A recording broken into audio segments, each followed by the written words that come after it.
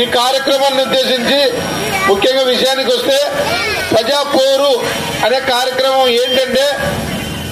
కేంద్ర ప్రభుత్వం ఈ రాష్ట్రాన్ని ఉద్దేశించి వేల కోట్ల రూపాయల నిధులు ఇస్తే ఆ నిధులను అభివృద్ధి పేరుతో ఇస్తే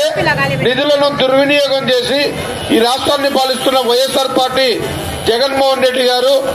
తనకు నచ్చిన పథకాలను పెట్టుకుంటూ వాటికి పేర్లు తన పేర్లుగా తన గొప్పగా చెప్పుకుంటూ వాటికి కేంద్రం నిధులకు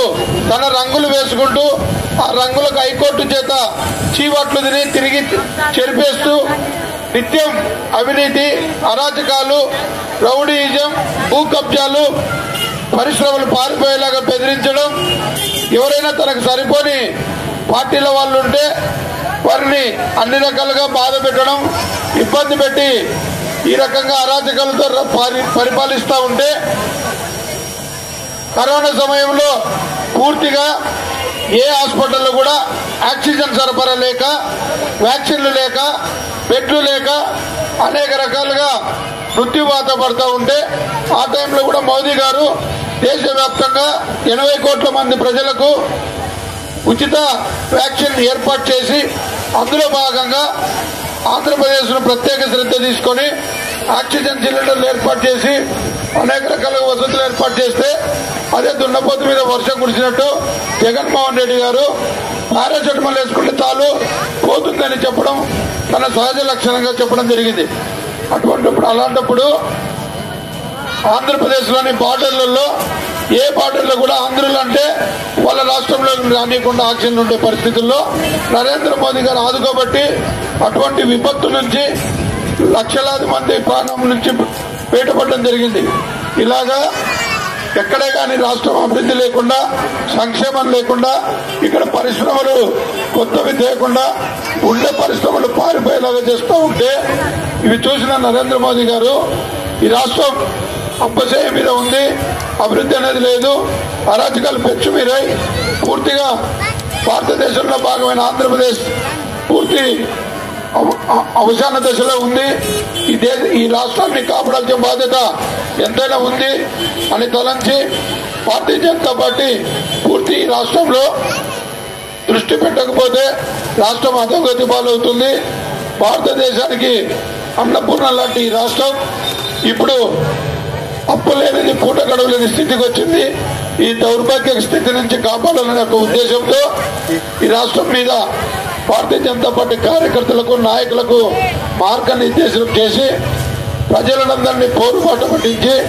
కేంద్రం ఇచ్చిన అభివృద్ధి నిధులను తెలియజేసి రాష్ట్రం చేస్తున్న అవినీతిని కూడా తెలియజేసి ప్రజలను పోరుబాట పట్టించమని మమ్మల్ని ఆదేశించడం జరిగింది. అందులో భాగంగా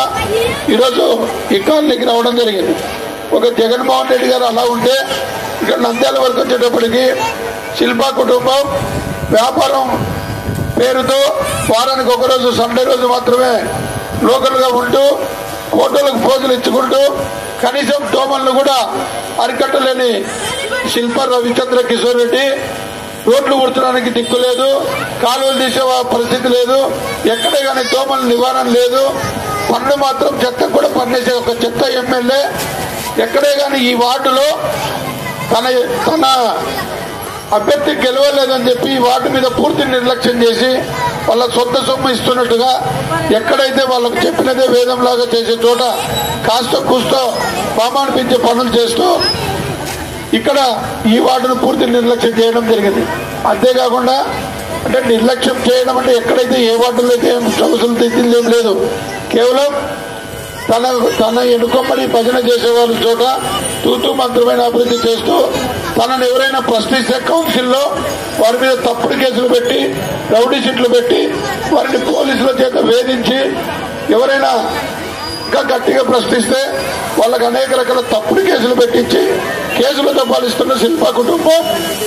తన సొంత పార్టీ వారే కాంట్రాక్టులు చేస్తే వారి బిల్లులు రాకుండా అడ్డుకోవడం, తన గెలుపుకి ఎవరైతే వారి భుజాల మీద వేసుకుని గెలిపించారో అటువంటి వారు ఎక్కడ ఎదుగుతారో అని చెప్పి సొంత పార్టీ నాయకులను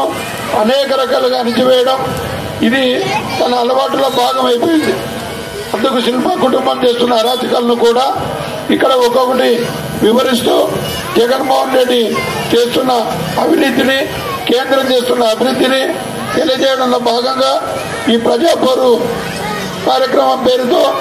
తాలూకా అంతా తిరగడం జరుగుతూ ఉంది. ఎంతైనా ప్రజలందరూ మేల్కొని నంద్యాల మేధావులు, నంద్యాల యువకులు చైతన్యవంతులై ఈ అరాచకాలను అడ్డుకొని ఓటు అనే ఒక ఆయుధం ద్వారా కమలం గుర్తుకు ఈసారి ఒక్కసారి ఓటేస్తే, ఒక్క ఛాన్స్ బీజేపీకి ఇస్తే అభివృద్ధి అనేది ఎలా ఉంటుంది, పరిశ్రమలు తెస్తాం, ఇక్కడ మౌలిక వసతులు ఏర్పాటు చేస్తాం, అన్ని సౌకర్యాలతో నంద్యాల దినదినాభివృద్ధి చెందేలాగా, పట్టణ స్థాయి నుంచి నగరం స్థాయికి తీసుకొచ్చేలాగా అన్ని శాంతి భద్రతలు కాపాడుతామని తెలియజేసుకుంటూ భారతీయ జనతా పార్టీకి ఒక ఓటు వేయవలసిందిగా ప్రార్థిస్తున్నాను. భారత్ మాతాకి.